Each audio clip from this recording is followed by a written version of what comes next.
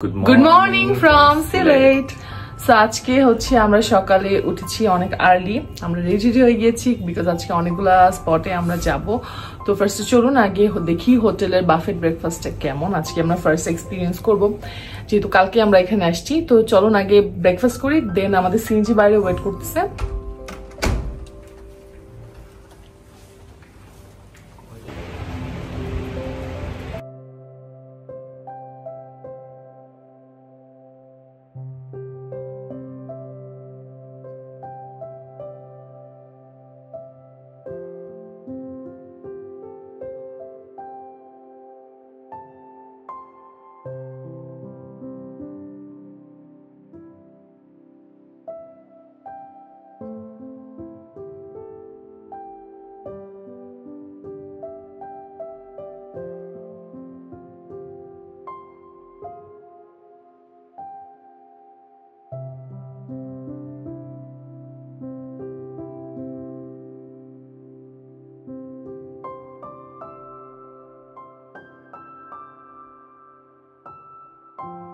Breakfast সেরেই আমরা উঠে পড়লাম সিএনজিতে। আমাদের আজকের প্রথম ডেস্টিনেশন হলো রাতারকুল সোয়াম্প ফরেস্ট। এই সিএনজিটা আমরা গতকাল রাতেই ঠিক করে রেখেছিলাম।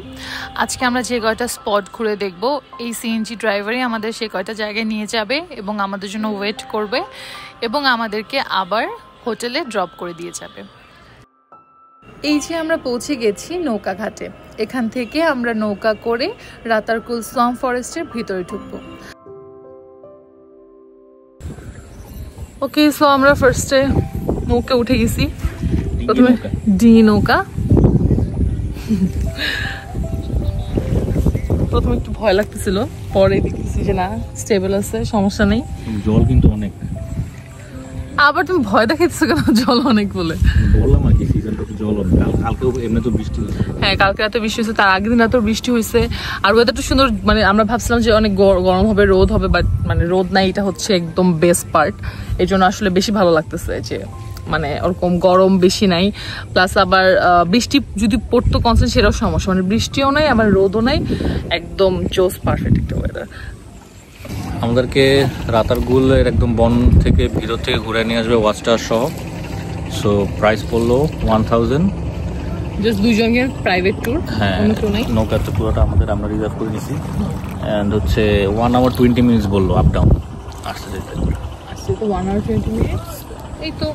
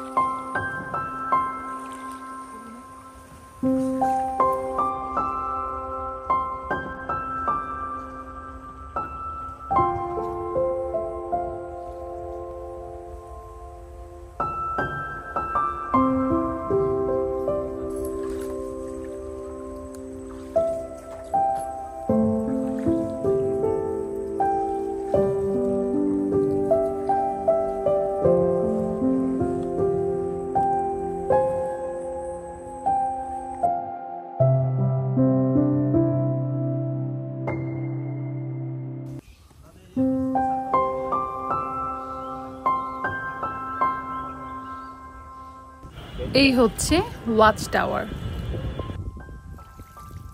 এরপর আমাদের জঙ্গলের মাঝখানে নিয়ে যাই একটু নৌকা থেকে নামিয়ে। আমরা ওখানে আর কোনো ক্লিপস নেইনি, ওখান থেকে এসে আমি নিজেই নৌকা চালানো শুরু করলাম। খুবই মজার ছিল এক্সপিরিয়েন্সটা। আমরা যাওয়ার সময় একদমই রোদ ছিল না, মানে জার্নিটা আমরা খুবই এনজয় করছি। বাট আসার সময় এখন অনেক রোদ, এখন আসলে গরমও লাগতেছে, এনজয় করতেছি না, এখন চাচ্ছি তাতে চলে যাই। ওকে, আমরা হাফ লাকি ছিলাম, ইটস অল রাইট, অ্যাটলিস্ট যাওয়ার সময়টা আমরা খুব ফুল এনজয় করতে পারছি। সো চলুন এখন আমরা আসলে চলে যাচ্ছি ঘাটের দিকে। এরপর আমরা ওখান থেকে একদম চলে যাব হচ্ছে বিছানাকান্দি। তো লেটস গো।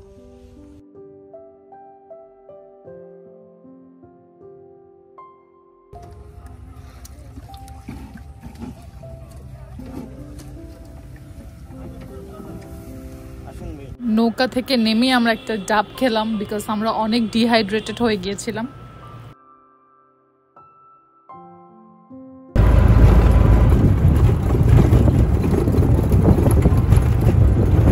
বিছানাকান্দি যাওয়ার রাস্তাটা ছিল খুবই খুবই খুবই খারাপ, একদম এবড়ো তেবড়ো রাস্তা। আমাদের জার্নিটা খুবই খারাপ আর খুবই টায়ারিং ছিল। ওই যে দেখা যায় মেঘালয়ের পাহাড়।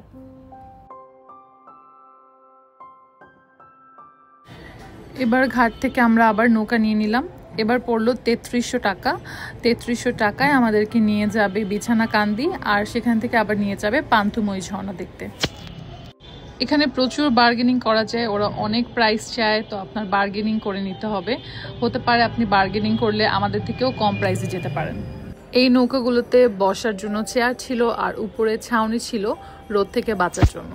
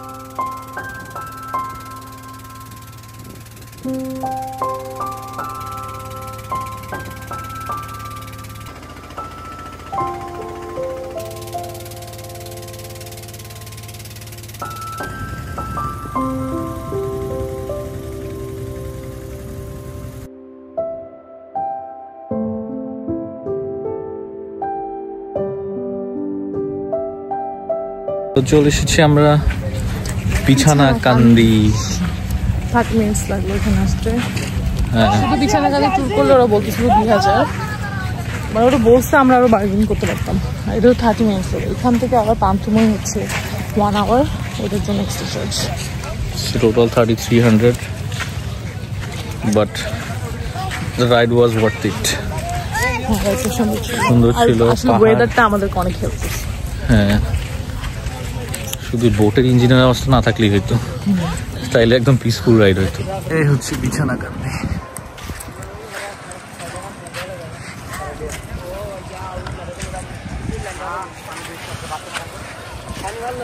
ওই যে পাথরের ওখানে যে জলের স্রোত যাইতেছে, ওখানে যাবো আমরা। Let's go.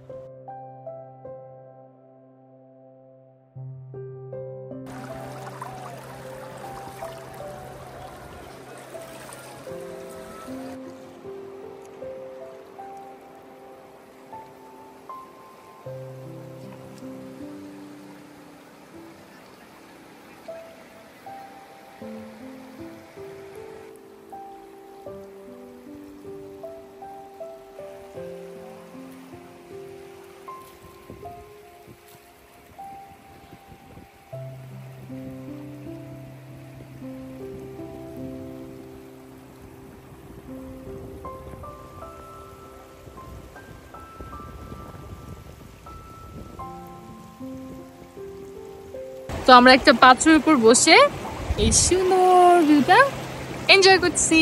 এবার আমরা রওনা দিচ্ছি পান্থময়ী ঝর্ণার উদ্দেশ্যে।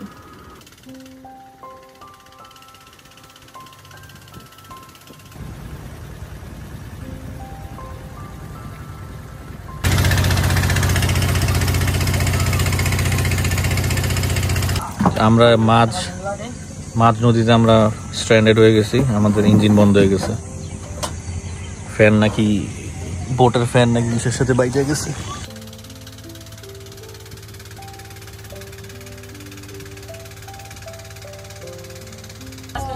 আবার সেকেন্ড টাইম নৌকা নষ্ট। আমাদের নৌকার ফ্যান গেছে, কি বুশ না কি কট গেছে, পুরোই ফালতু অবস্থা, নৌকার না নষ্ট, শুধু সময় নষ্ট হলো আমাদের। এখন আমরা কি এই নদীতে সাঁতরে যাইতে হবে নাকি আমরা নৌকা ঠিক করে যাইতে পারবো, এটাই হচ্ছে এখন থার্ড টাইমের মতো আবার নষ্ট। খুবই বাজে এক্সপিরিয়েন্স হলো।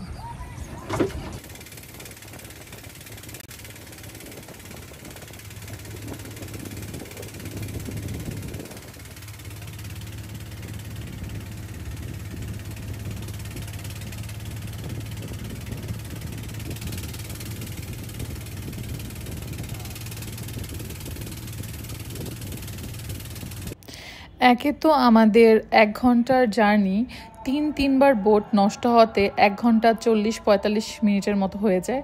তারপর পৌঁছে দেখলাম এইটা, এত দূর থেকে এই ঝর্ণাটাকে দেখতে হয়, কাছে যাওয়া যায় না, ওখানে বর্ডার এরিয়া। তো খুবই বাজে একটা এক্সপিরিয়েন্স হলো। আমি জুম করার পরও দেখেন মানে কতটা দূরে আসলে, মানে এটা আসলে এতটা সময় নষ্ট করে যাওয়ার আমি কোনো মানেই দেখি না। Very very bad luck. অবস্থা খুবই খারাপ, চেহারা দেখে বুঝতে পারতেছেন। প্রথমত আসার সময় নৌকা এতবার নিচে বাঁধছে, ওয়াটার পুরো শ্যাল হয়ে গেছিল, পানি লেভেল কমে গেছিল, প্রায় 3 থেকে 4 বার নৌকা আটকেছে। ওখানে ওয়েস্ট হয়েছে প্রায় আধা ঘন্টা থেকে 45 মিনিটের মতো। এখানে এসে ভিড়লাম নৌকাতে পারে, এখন সিএনজি স্টার্ট হয় না। প্রায় আধা ঘন্টা চেষ্টা করার পর আমাদের সিএনজি ঠিক হয়। তারপর আমরা চলে আসি পানশিতে খেতে। তো আমরা পানশিতে গিয়ে অর্ডার করলাম ভাত, নানা ধরনের ভর্তা, তার সাথে ছিল পাবদা মাছ, সাথে ছিল মুরগির মাংস। তো আগের দিন আমরা লাঞ্চ করেছিলাম 5 ভাইয়ে, আর আজকে করলাম পানশিতে, কম্পেয়ার করে বোঝার জন্য যে কোনটার খাবার ভালো। তো আমাদের কাছে মনে হয়েছে দুইটার খাবারই একটু সিমিলার কাইন্ড অফই টেস্ট, কোনোটাকেই খুব বেশি ভালো বা কোনোটাকে খুব বেশি খারাপ বলা যাবে না। খাবার শেষে আমি ডেজার্ট হিসেবে নিলাম ফালুদা, আর পার্থ নিল 1 কাপ চা। পানশির অপোজিটেই একটা পানের দোকান পেয়ে গেলাম।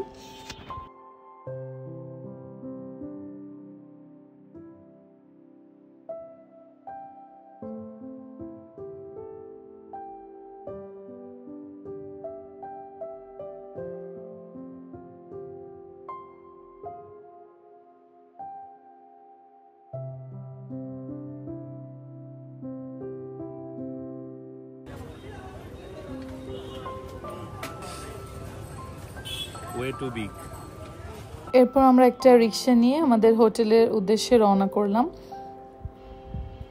আমরা বাসায় এসে শাওয়ারটা নিয়ে রেডি হইলাম। অলমোস্ট 9:30 বেজে গেছে রাত। আমাদের হোটেলের টপ ফ্লোরে একটা এক্সিবিশন আছে, আমরা ওখানে যাচ্ছি। সো গিয়ে দেখি ওখানে কি হয়। এক্সিবিশনে অনেক কিছু নাকি পাওয়া যাচ্ছে, মানে ওখানে অ্যাডভার্টাইজমেন্ট লেখা, দেশি বিদেশি অনেক প্রোডাক্ট, অনেক কিছু পাওয়া যাচ্ছে। তো আজকে আমি পার্থ চৌধুরীর পকেটের টাকা সব খসাই ফেলবো, আজকে অনেক শপিং করবো। আর আপনি করে দিবেন তাই না? চল, আধা ঘন্টা আছে, লেটস গো।